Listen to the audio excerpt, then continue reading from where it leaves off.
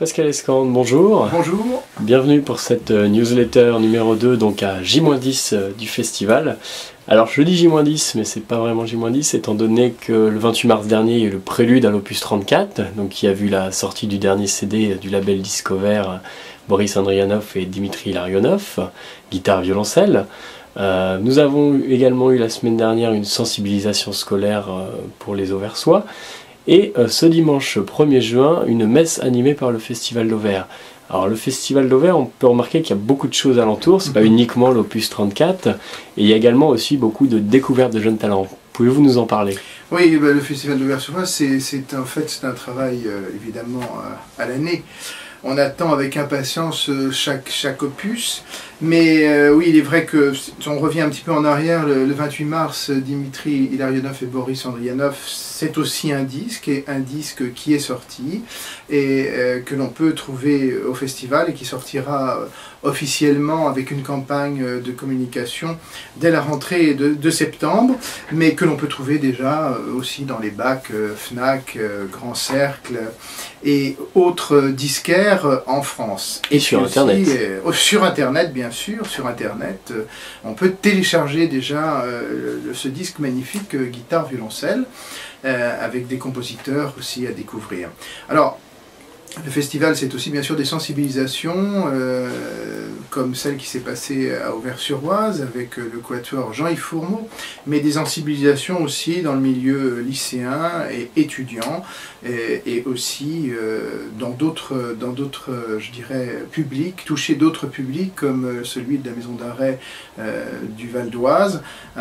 Nous irons d'ailleurs le 8 juillet prochain avec l'ensemble de résidence Accentus, et donc ce sera une sensibilisation. Ça fait 5 ans que nous travaillons avec la maison d'arrêt du Val d'Oise.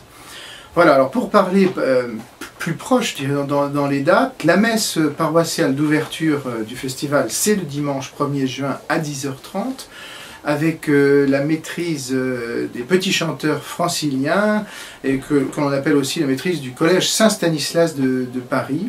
Donc c'est une messe à 10h30 en l'église Notre-Dame d'Auvers-sur-Oise, et célébrée par le père Grégor Prichotko, et puis aussi un concélébrant qui vient du collège Saint-Stanislas. C'est une tradition depuis la création du festival, et nous associons à la vie paroissiale de l'église Notre-Dame de l'Assomption d'Auvers-sur-Oise. Alors, les jeunes artistes, c'est aussi une mission que nous nous sommes donnée depuis maintenant 1990. On a commencé avec le trio Wanderer.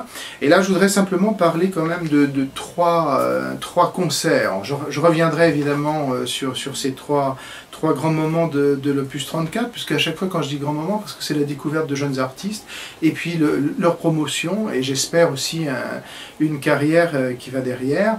Donc, tout d'abord, c'est Sania Bidjak qui a magnifiquement réussi son enregistrement en Rachmaninoff l'année passée. Elle est associée à une très belle production le 12 juin avec Patrick et Olivier Poivre d'Arvor, et puis la violoncelliste Caroline Glory.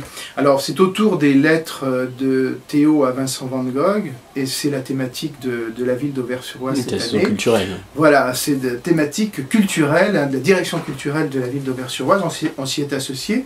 Et donc les œuvres qui seront insérées, en tout cas entre les lectures, elles ont été choisies par Caroline et Sania. Elles correspondent en fait à la période de vie et de mort de Vincent van Gogh, et peut-être plus particulièrement la période auversoise. Alors on trouvera Lalo, Tchaïkovski, Saint-Saëns, Fauré, Elgar, Ravel, Rachmaninoff, bien sûr, et une soirée tout à fait particulière autour, on va dire, du grand peintre expressionniste et le plus célèbre qui soit, en tous les cas pour notre ville et dans le monde, Vincent van Gogh. Alors ensuite, le deuxième artiste, les deux jeunes artistes que nous avons à faire découvrir, et qui ont déjà chanté à Auvers-sur-Oise dans le cadre de la maîtrise de Paris, dirigée par Patrick Marcos, eh bien c'est Suzanne et Julia Jérôme. Alors Suzanne et Julia Jérôme, elles ont fait partie aussi de la joyeuse troupe des oiseaux chanteurs, avec des Mozart il y a à peu près 2 ans. Une termine ses études à la Guildhall School, c'est Suzanne, et puis l'autre est en cours d'études au Conservatoire national supérieur de musique de Paris, c'est Julia. Et donc elles ont l'habitude de chanter en duo et même en trio, parce que leur sœur Jeanne, elle aussi fait des études de musique. En tous les cas, c'est avec Jean-Charles Gandry, notre organiste titulaire, qui sera précédé de l'orgue aux enfants. L'orgue aux enfants, c'est un atelier qui a été institué dès la construction et l'inauguration de l'orgue d'Auvers-sur-Oise, et qui associe de très très jeunes enfants, jeunes élèves pianistes du conservatoire communautaire de la vallée de l'Oise et des impressionnistes, et qui travaillent toute l'année en atelier avec Jean-Charles Gandry, et aussi en répétition surveillée avec notre ami Maïté Petit. Voilà, donc c'est l'audition annuelle de 16h à 16h30, et le concert ensuite Suzanne et Julia Jérôme et Jean-Charles Gandry, qui commencera à 16h30 et qui dure une heure et quart. Donc le dimanche 22 juin. C'est le dimanche 22 juin, c'est le dimanche 22 juin. Alors beaucoup de compositeurs, évidemment, du répertoire, avec des moments aussi d'orgue solo, mais une présence du compositeur invité, Florentine Mulsan, qui a composé une pièce sacrée pour orgue, et puis il y aura aussi une création du compositeur et organiste Jean-Charles Gandry pour Suzanne et Julia Jérôme, c'est un duo. Et puis quelques surprises. Donc ça, c'est aussi deux jeunes artistes que le festival a découvert et que le festival suit, et que j'espère le public sera très nombreux pour les applaudir.